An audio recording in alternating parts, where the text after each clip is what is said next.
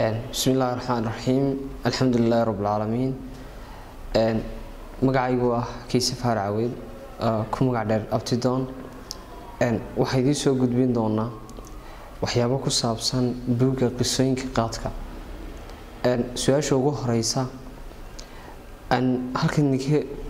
jawaabi doona wax weeyaan maxaa kugu kalifay in badan dadku is weydiiyaan maxaa kugu kalifay buugga qoritaankiisa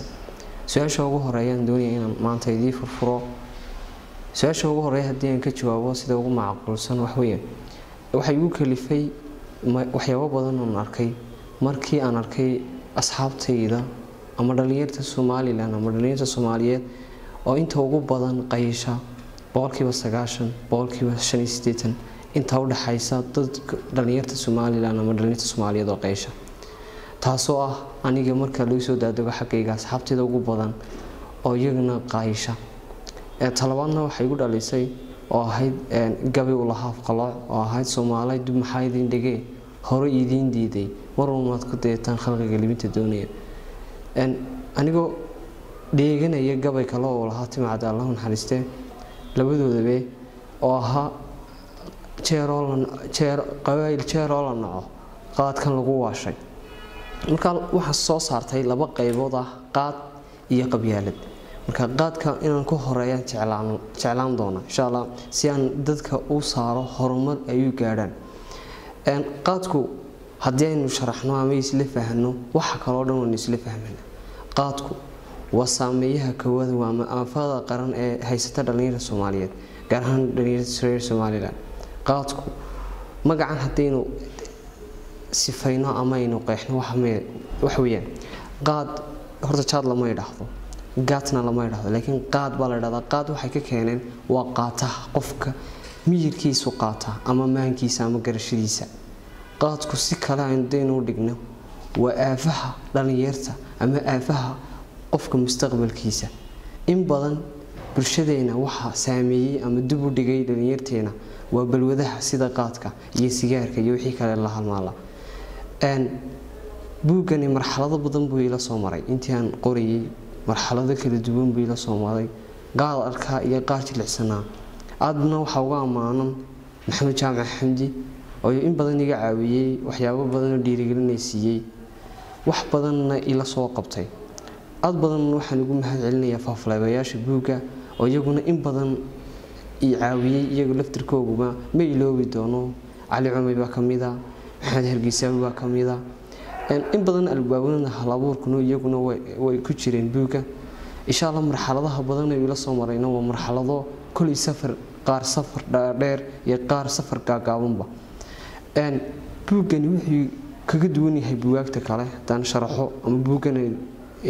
ka waramo buuggani horta wuxuu ka kooban yahay sidiisaba saddex qaybood qaybta ugu horeysa qaadka iyo dhaqaalaha Soomaalida kaga baxda iyo Soomaaliland haday noqoto maalintii kaga baxda sanadkii kaga baxda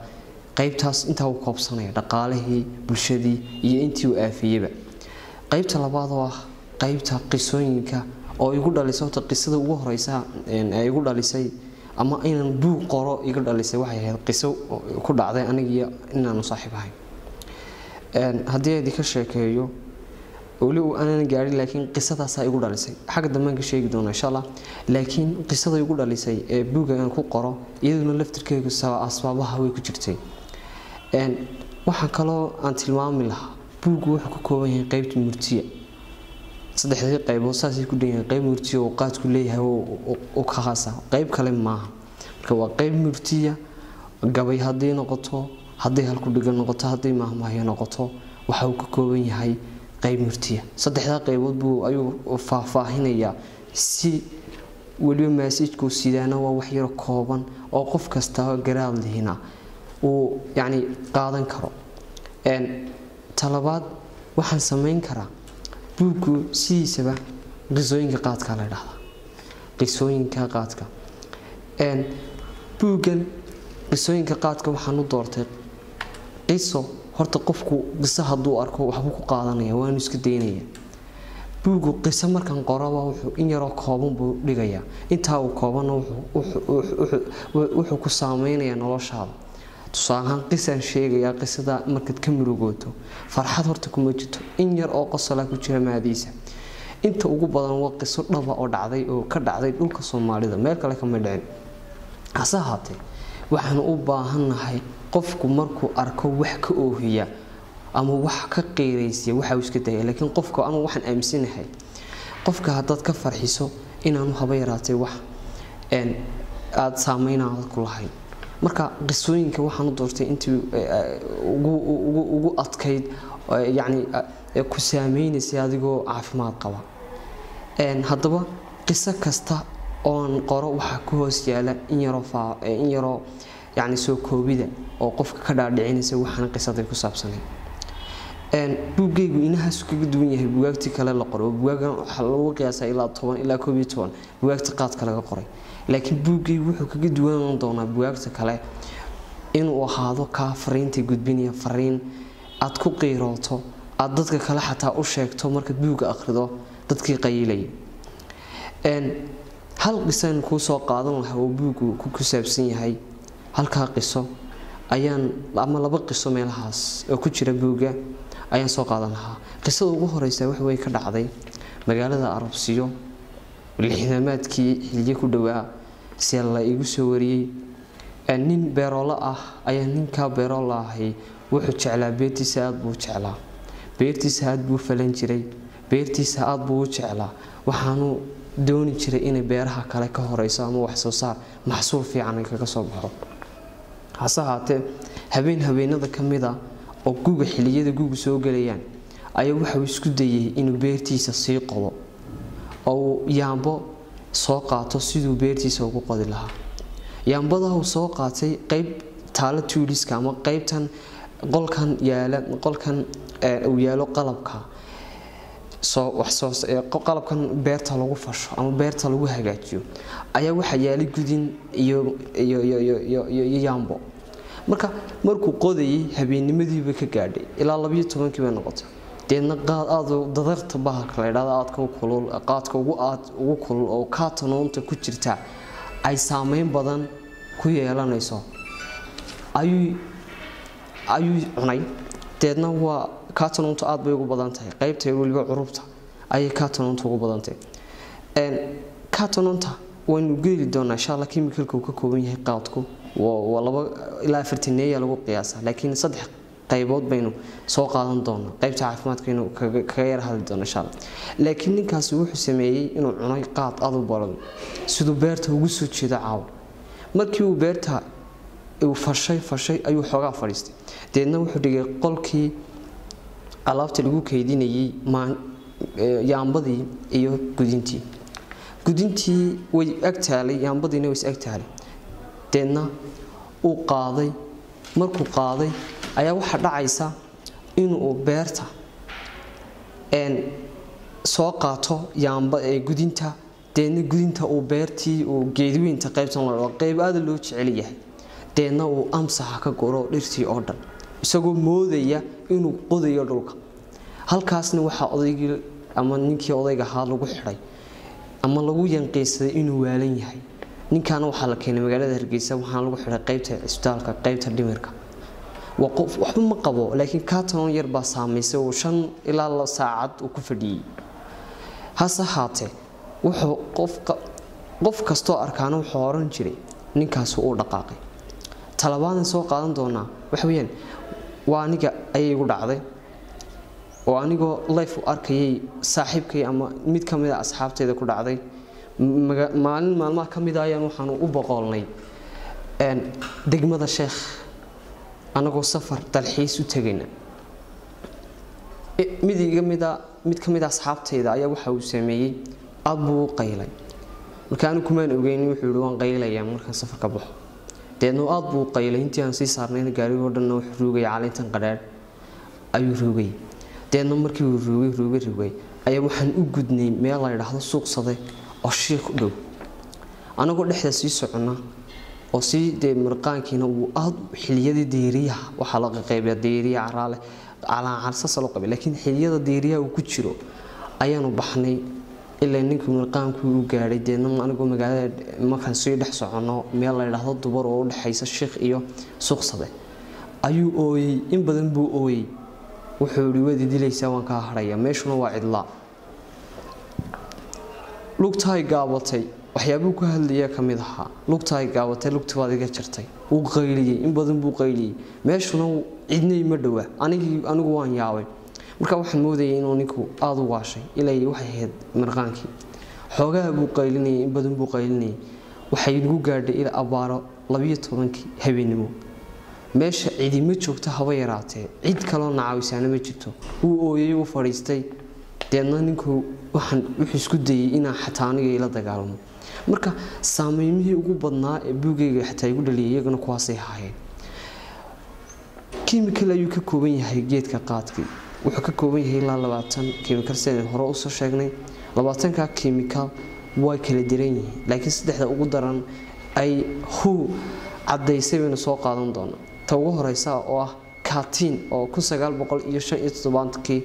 nin la yiraahdo Petro uu cadeeyay in uu ahaa catin inay ku jirto qaadka wixii dambe catin waa la isku raaci waayay in catin oo kaliya ku jirto oo waa lagu murmay dhowr jaamacado Australian-ka dhinaca Yurubta ayaa loo geeyay laakiin waxa la xaqiijiyay markii dambana in ay jirto maaddo kala laada catin 1978 maadadan waxa ku guuleystay nin u dhashay dalka Ingiriiska maadadan wuxuu ogaaday in catinontu la mid tahay vitaminiska ama qaybtan vitaminiska ee ku jira qayb sameysana weeyaan oo gacmaha lagu sameeyo qaybta vitaminiska waxay kaga duwan tahay vitaminisku horta vitaminisku waxa loo isticmaali jiray berigii hore ama berigii hore waxa loo isticmaali jiray in uu qofka ka qaado hurdada ama taydkana ka yarayso oo qofkana raaxadana ka yarayso raaxada dumarka xiliyada lagu jira sexualka inuu qofku bilaa sexual noqdo ama aanu hemal lahayn vitaminiska ay la mid tahay laakiin waxa la kala rogaa hydrogen-ta la kala rogaya oo hydrogen-tu mid kala duwan yahay catinontu waa ugu saameynta xun leh constipation bay keentaa oo waxay xabo badan oo ay saameyn cancer buu keentaa marka qaadku wuxuu saameyn ku yeeshaa afka laga bilaabo ilaa halkay saxaradu ka baxayso ayuu saameeyaa maruu cancer ku keeno maruu esophagus cancer keeno maruu caloosha saameyn ku keeno maruu balqiyo midhicirka baalkiisa elastic ama uu ka dhigo qaaran adkeyn oo soo tuureyn saxarada constipation marka daba noqoto halkan aan kaga nimaadno buuggan cidiga caawisay aad baan horta ugu mahad celinayaa xamdi mar labaad waana mid ku qaran buugga insha Allah in badan horta asxaabteedana aad baan ugu mahad celinayaa meel kasta joogan waliba gaar ahaan reer Somaliland meel kasta ka joogan waxay iga caawiyo kale maamulaha Shafi Medical College Maxamed Ali Xisi oo inta badan isagu yaawiyay xagga financialka waxay iga caawiyay walaalkii Maxamed Faarax Aweed sidoo kale waxaan iloobi doonin labadeeda macallin maamulahayga iyo waxaan iloobi doonin insha Allah hooyaday ama macallimadayda iyaguna in badan dhiirigelinay daba joogay mar walba si aan buuggan u soo bixi lahaa cidayga caawisay iminka inahaasan ka tataaban doonaa wixii kalena insha Allah way iska iman doonaan oo ayba furki insha Allah waxa dambana insha Allah waan ka sugayaa caawitaan si iyaga aan fariintayda aan u gaarsiiyo meel walba bandhiga buugga waxaan sameyn doonaa insha Allah hadduu alla idmo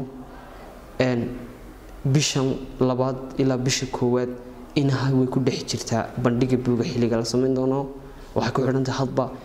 sidii u soo dhamaato hawsha buuggu iyo hawsha madbacadu si ay u soo dhamaato insha Allah laakiin waxaan sugayaa inuu meel kasta gaari doono qof kastaana qaadka haba yaraatee uu iska dayn lahaa buugga qisooyinka qaadka awgi insha Allah waxaan rajeynayaa inuu buug kasta qof kastaaba buugga hadduu gacantiisa soo gaadho inuu soo gudbiyo oo waliba u soo gudbiyo meeshii uu gaarsiin karo si ay inoogu aafadan qaran dawladda waxaan insha Allah fariin baan gaarsiinaa dawladda cusub ama soo bixi oo horgalaha ka yahay isagana waxaan oran lahaa hoos u eeg dhaqaalaha waxa laga yaabaa inay ku baxdaan waxa loo hubaaba inay ku baxdo 368 milyan sanadkii wallacag laga yaabo in dad badani de wax ay ku qabsan lahaayeen aan ku soo gabagabeeyo waqti badan xataa way naga baxaa wax maran calculation gariya ama aan xisaabiyay waxa ku baxa qofkii haduu 8 saacadood yani fadhiyo sanadkii 6 kamid ah bilood uu fadhiya 6 bilood kalena mooyu hurda ama meel kale ku maqay marka waxaynu oran lahayn dawladda bal